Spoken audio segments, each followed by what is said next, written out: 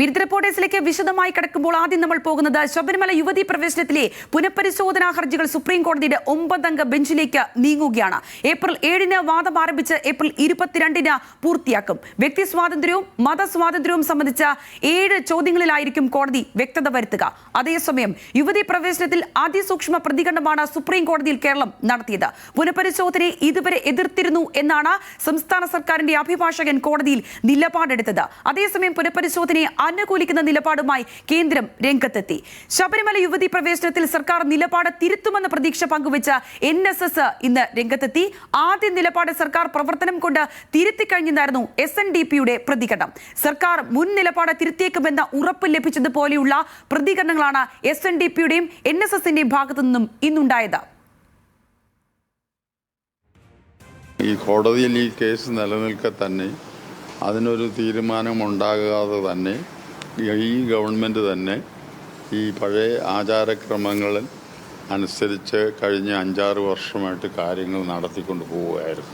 അതുകൊണ്ടാണ് ഞങ്ങൾക്ക് അവർ ഈ സംസ്ഥാന സർക്കാരിൽ പ്രതീക്ഷയുള്ളത്. തിരുത്തേണ്ടവർ തിരുത്തണം. അന്ന് ജനവികാരം കണ്ടല്ലോ. ആ ജനവികാരത്തിൻ്റെ അടിസ്ഥാനത്തിൽ പിന്നീട് സർക്കാർ അതുകൊണ്ട് തിരുത്തിൻ്റെ പ്രവർത്തനം കൊണ്ട് തിരുത്തിയായിട്ട് നമുക്ക് കാണാൻ സാധിക്കുമായിരുന്നല്ലോ. അത് നടപ്പാക്കാനുള്ള വലിയ വികാരങ്ങളോ അതിൻ്റെതായ ഒരു ചടുതലതയോ അല്ലെങ്കിൽ അതിനൊരു പ്രഷറോ പിന്നെ ഗവൺമെൻറ് കാണിച്ചില്ല. അത് ജനവികാരം മനസ്സിലാക്കിക്കൊണ്ട് തന്നെയാണ്. ലീഗൽ കറസ്പോണ്ടന്റ് ഷപ്നയാണ് വിശദാംശങ്ങളുമായി ചേരുന്നത്. ഷപ്ന, ഇക്കാര്യത്തിൽ ഇപ്പോൾ സുപ്രീം കോടതിയിൽ എന്തെല്ലാം നീക്കങ്ങളാണ് നടന്നിരിക്കുന്നത്? 9-അംഗ ബെഞ്ചിലേക്ക് കാര്യങ്ങൾ മാറുമ്പോൾ കേരളത്തിൽ ഒരു തെരഞ്ഞെടുപ്പ് ആസന്നമായിരിക്കുന്ന സാഹചര്യത്തിൽ തന്നെ ആ ദിവസം ഏപ്രിൽ മുതൽ അങ്ങോട്ട് വിശദമായിട്ടുള്ള വാദങ്ങൾ ഉണ്ടാകുമെന്ന് മനസ്സിലാക്കുന്നു. ആ നിലയ്ക്ക് കാര്യങ്ങൾ മാറുന്നു. എന്താണ് ഇന്ന് സുപ്രീം കോടതിയിൽ നടന്നത്? എന്തൊക്കെ ഇനി പ്രതീക്ഷിക്കണമെന്നത് സമഗ്രമായി? സംഗീത 2018 ശബരിമല സ്ത്രീ പ്രവേശനവുമായി ബന്ധപ്പെട്ട വിധികളിലെയാണ് പുനഃപരിശോധനാ ഹർജികൾ സുപ്രീം കോടതിക്ക് മുമ്പാകെ എത്തിയത്. 2018 5-അംഗ ബെഞ്ചാണ് വിധി പറഞ്ഞിരുന്നത്. അന്ന് നമുക്കറിയാം 5-അംഗ ബെഞ്ചിൽ 4 പേർ ശബരിമല പ്രവേശനത്തെ അനുകൂലിക്കുകയും എന്നാൽ അതിലെ വനിതാ ജഡ്ജ് ഇതിൽ പ്രതികൂലമായ അല്ലെങ്കിൽ ഇതിനെ വിയോജിപ്പ് രേഖപ്പെടുത്തുകയുമായിരുന്നു ചെയ്തത്. അതിനുശേഷമാണ് ഈ ഹർജികൾ ഭരണഘടനാ ബെഞ്ചിൻ്റെ മുമ്പാകെ എത്തുന്നത്. ഭരണഘടനാ ബെഞ്ചിന് മുമ്പാകെ ഈ ഹർജികൾ എത്തുന്നതിന് മുൻപേ തന്നെ 5-അംഗ ബെഞ്ച് ഈ ശബരിമല സ്ത്രീ പ്രവേശം മാത്രമല്ല മറ്റു മതങ്ങളിലെ സ്ത്രീകളുടെ അവകാശങ്ങളുമായി ബന്ധപ്പെട്ട വിഷയങ്ങളും പരിഗണിക്കേണ്ടതുണ്ട് എന്ന് പറഞ്ഞിരുന്നു. അതിനുശേഷം ഈ 9-അംഗ ബെഞ്ച് രൂപീകരിച്ചു. ഈ 9-അംഗ ബെഞ്ച് രൂപീകരിച്ചെങ്കിലും ഇതിൽ കൃത്യമായ നടപടികളിലേക്ക് ബെഞ്ച് നീങ്ങിയിരുന്നില്ല.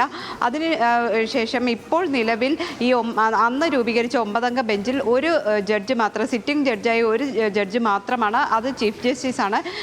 മറ്റ് 8 ജഡ്ജിമാരും വിരമിച്ചു കഴിഞ്ഞിരിക്കുന്നു. ഈ ഒരു സാഹചര്യത്തിലാണ് 9-അംഗ ബെഞ്ച് പുനഃസംഘടിപ്പിക്കണം എന്നൊരാവശ്യം ഉയരുന്നത്. അല്ലെങ്കിൽ അത്തരം ഒരു കാര്യങ്ങളിലേക്ക് ചീഫ് ജസ്റ്റിസ് കടക്കുന്നത്. ഇന്നിപ്പോൾ കോടതി തന്നെ നിലപാടെടുത്തത് 9-അംഗ ബെഞ്ചിനെ കോൺസ്റ്റിറ്റ്യൂട്ട് ചെയ്യും ഉടൻ തന്നെ. അതിൽ ആദ്യ വിഷയമായി, അതായത് മറ്റ് മതങ്ങളിലെ അടക്കം സ്ത്രീകളുടെ അവകാശങ്ങളുമായി ബന്ധപ്പെട്ട വിഷയങ്ങൾ പരിഗണനയിലുണ്ടെങ്കിലും ആദ്യ വിഷയമായി ശബരിമല വിഷയം പരിഗണിക്കും എന്ന് കോടതി പറഞ്ഞിട്ടുണ്ട്. മാർച്ച് 14 മുമ്പായി ഇതുമായി ബന്ധപ്പെട്ട് വാദങ്ങൾ, അതായത് കക്ഷികളുടെ അടക്കമുള്ള വാദങ്ങൾ എഴുതി നൽകണം എന്നാണ് കോടതി പറഞ്ഞിട്ടുള്ളത്. മറ്റൊന്ന്, ഏപ്രിൽ 7 മുതൽ ഇതിൽ വാദം ആരംഭിക്കും. പുനഃപരിശോധനാ ഹർജികൾ നൽകിയിട്ടുള്ളവരുടെ വാദങ്ങളായിരിക്കും ആദ്യം നടത്തുക. 3 ദിവസം വാദം നടക്കും. പിന്നീടുള്ള 14 മുതൽ 15, 16 തീയതികളിൽ എതിർവാദങ്ങളും നടക്കും. ഏപ്രിൽ 22ഓടെ അന്തിമവാദം പൂർത്തിയാക്കും എന്നാണ് പറയുന്നത്. ഇത്തരത്തിൽ ഈ ഒരു സമയം എന്നത് കേരളത്തെ സംബന്ധിച്ച് ഏറ്റവും പ്രധാനപ്പെട്ട ഒരു കാര്യമാണ്. കാരണം ഇവിടെ സംസ്ഥാനത്ത് തിരഞ്ഞെടുപ്പ് നടക്കാനിരിക്കുന്നു. തിരഞ്ഞെടുപ്പ് നടക്കാനിരിക്കെ പൊളിറ്റിക്കലായി ഏറ്റവും ശ്രദ്ധേയമായ അല്ലെങ്കിൽ ചർച്ച ചെയ്യുന്ന ഒരു വിഷയമായി ശബരിമല മാറും എന്നതിൽ യാതൊരു തർക്കവുമില്ല. നമുക്കറിയാം, ശബരിമല സ്ത്രീ പ്രവേശവുമായി ബന്ധപ്പെട്ട ഹർജികളിൽ ഉത്തരവുണ്ടായ സമയത്ത് തന്നെ ഇവിടെ കേരളത്തിൽ വലിയ തോതിൽ പ്രതിഷേധങ്ങളും ഹർത്താൽ അടക്കമുള്ള കാര്യങ്ങൾ ഉണ്ടാകുകയും അതോടൊപ്പം തന്നെ പൊളിറ്റിക്കലായി ഇതിനെ പ്രതിപക്ഷം അടക്കം ഉപയോഗിക്കുകയും ഒക്കെ ചെയ്തിരുന്നു. ഇപ്പോഴും അത്തരത്തിലുള്ള ശ്രമങ്ങൾ നടക്കുന്നു. ഈ സാഹചര്യത്തിലാണ് സംസ്ഥാന സർക്കാരിനെ സംബന്ധിച്ച് സർക്കാർ എന്ത് നിലപാടെടുക്കും എന്നത് ചർച്ചയാകുന്നതും അല്ലെങ്കിൽ അത് ശ്രദ്ധേയമാകുന്നതും ഇന്നിപ്പോൾ സംസ്ഥാന സർക്കാരിന് വേണ്ടി ഹാജരായ മുതിർന്ന അഭിഭാഷകൻ കോടതിയിൽ പറഞ്ഞത് പുനഃപരിശോധനാ ഹർജിയുമായി അനുകൂലിച്ചിട്ടില്ല എന്നൊരു നിലപാടാണ്. ഇതുവരെയും അനുകൂലിച്ചിട്ടില്ല. ഇനിയിപ്പോൾ നാളെ എന്തായിരിക്കും എന്നത് സംബന്ധിച്ച് ഒരു വ്യക്തതയും അദ്ദേഹം പറഞ്ഞില്ല.